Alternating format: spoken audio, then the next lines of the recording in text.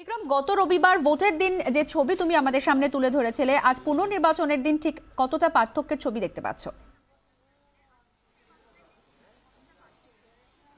অবশ্যই অনেকটাই পার্থক্য, কারণ পূজালী পুরসভায় মোট 16টি ওয়ার্ড রয়েছে, যার মধ্যে 34টি বুথ রয়েছে এবং এর মধ্যে দুটি ওয়ার্ড অর্থাৎ 5 নম্বর ওয়ার্ডের 11 এবং 12 নম্বর বুথ, অপরদিকে 9 নম্বর ওয়ার্ডের 19 নম্বর বুথ যেখানে এই মুহূর্তে আমি দাঁড়িয়ে আছি, সেখানে সব থেকে বেশি ভায়োলেন্স হয়েছিল গত রবিবার। কিন্তু এই এলাকায় এই পোলিং স্টেশনে কার্যত 50 থেকে 60 রাউন্ড গুলি চলেছিল, ব্যাপক বোমাবাজি হয়েছিল এবং পোলিং স্টেশনের মধ্যে ভাঙচুর চালানো হয়, পোলিং স্টেশনের ওপরেই বোমাবাজি করা হয়, যার ফলে কিন্তু ভোট বন্ধ হয়ে যায়। আজকে রিপোল হচ্ছে ইলেকশন কমিশনের নির্দেশে এবং সেই ছবি তোমাকে আমি দেখাবো যে লম্বা লাইন, কিন্তু অর্থাৎ যে আতঙ্ক যে ভয় তৈরি হয়েছিল তাকে উপেক্ষা করে আমরা দেখতে পাচ্ছি যে লম্বা লাইন এই মুহূর্তে ভোটারদের এবং মহিলাদের যে লাইন সেটাও কিন্তু চোখে পড়ার মতন। অবশ্যই যখন এই ভোট গ্রহণ পর্ব চলছিল গত রবিবার দিন, সেই সময় 3জন পুলিশ কর্মী এই পোলিং স্টেশনের বাইরে তারা নিরাপত্তার দায়িত্বে ছিলেন, কিন্তু যখন দুষ্কৃতীরা বাইক বাহিনী যখন আসে সেই সময় কিন্তু 3জন পুলিশ কর্মী সেখান থেকে পালিয়ে যায়, কার্যত তারা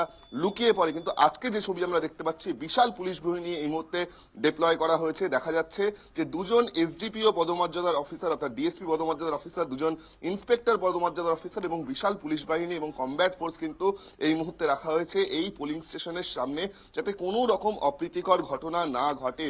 এবং গত রবিবার যে ঘটনা ঘটেছিল, যে বোমাবাজির ঘটনা ঘটেছিল বা যে গুলি চালনার ঘটনা ঘটেছিল, সেক্ষেত্রে কিন্তু বাইক বাহিনীকে দাপট খাটাতে দেখা গিয়েছিল, যাতে কোনো রকম ভাবে বাইক বাহিনী না আসতে পারে। তার জন্য কিন্তু পূজালী এলাকার চারপাশে কার্যত ব্যারিকেড করে রাখা হয়েছে, কর্ডন করে রাখা হয়েছে। যে সমস্ত ব্যক্তি বাইক নিয়ে আসছে বা গাড়ি নিয়ে আসছে প্রত্যেককে কিন্তু চেক করা হয়েছে। এই মুহূর্তে আমি কথা বলবো এখানকার ভোটারদের সঙ্গে, তারা কার্যত আতঙ্ককে উপেক্ষা করে কিন্তু এই মুহূর্তে ভোট দিতে এসছে। ঠিক কি অভিজ্ঞতা, গত রবিবার আপনারা একটা চিত্র দেখলেন, আজকের আপনারা ফের লাইনে দাঁড়িয়েছেন, কতটা আতঙ্কের মধ্যেই ভোট দিতে এসছেন? অনেক আতঙ্কের মধ্যেই এসেছি। তো আজকে পুলিশ প্রশাসন খুব ভালো আছে, চারিদিকে দেখতে পাচ্ছি খুব ভালো আছে, কাগজ জটলা করতে দিচ্ছে না। আচ্ছা, আশা করছি আজকে খুব ভালো ভোট হবে। সকাল সকাল এত লাইন এত ভিড় সকাল সকাল কেন? সকাল সকাল যদি বেড়ায় কোনো গন্ডগোল হতে পারে, এই একটা মানসিকতা নিয়েই মানুষ এসছে।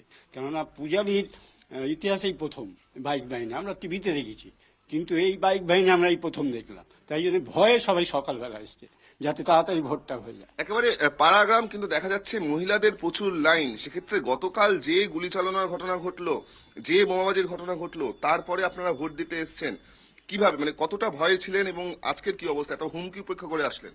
হ্যাঁ, হুমকি উপেক্ষা করে এসেছি, অনেকটা আতঙ্কের মধ্যেই আজকে এসেছি। সেই দিন যা হয়েছে কোনোদিনও এখানে সেটা হয়নি। এবার যখন হয়েছিল তখন আমরাও খুব অবাক হয়ে গেছিলাম, যেহেতু আর সেদিনকে পুলিশ প্রশাসন খুব কম ছিল। আজকে যেহেতু পুলিশ প্রশাসন কম আছে, আজকে মনে হচ্ছে না এতটা ভয়ের কোনো কারণ আছে। সেই জন্যই কি পুলিশের উপরে ভরসা রেখে কি আপনারা এসছেন? পুলিশের উপর তো অবশ্যই মানুষকে ভরসা করতে হবে। আজকে যেহেতু আতঙ্ক তো আছেই, তার মধ্যেও মানুষ সাহস করে আজকে এসছে, কারণ ভোটটা সবার একটা নাগরিকত্বের অধিকার। দেখো, একদিকে যেরকম যারা ভোটাররা তারা ভয়, হুমকি এবং গত পরশু দিনের অভিজ্ঞতা উপেক্ষা করে এসছে, অপরদিকে তোমাকে এই মুহূর্তে আমি দেখাবো যে ইতিমধ্যেই কিন্তু ভোট গ্রহণ প্রক্রিয়া চলছে। অপরদিকে দেখা যাচ্ছে এই রিয়ালের মধ্যে কিন্তু এখনো বোমা মারার চিহ্ন রয়েছে, দুটি বোমা মারার চিহ্ন তুমি দেখতে পাচ্ছ, এই একটি এবং পাশে একটি। অপরদিকে দেখা যাচ্ছে যে এই মুহূর্তে কিন্তু পোলিং চলছে। পুলিশ সূত্রের যেটা খবর, গোটা এলাকাকে কর্ডন করে রাখা হয়েছে, যাতে কোনো রকম অপ্রীতিকর ঘটনা যাতে না ঘটে, সেই জন্য কিন্তু বিশাল পুলিশি অ্যারেঞ্জমেন্ট করা হয়েছে, এমনটাই পুলিশ সূত্রে জানা যাচ্ছে। ধন্যবাদ বিক্রম। কথা বললাম আমাদের প্রতিনিধি বিক্রম দাসের সঙ্গে। অন্যদিকে চোখ রাখবো এই মুহূর্তে ডোমকলের দিকে, কারণ ডোমকলের 20 নম্বর ওয়ার্ডের 95 এবং 96 নম্বর বুথে সেখানে ভোট গ্রহণ চলছে।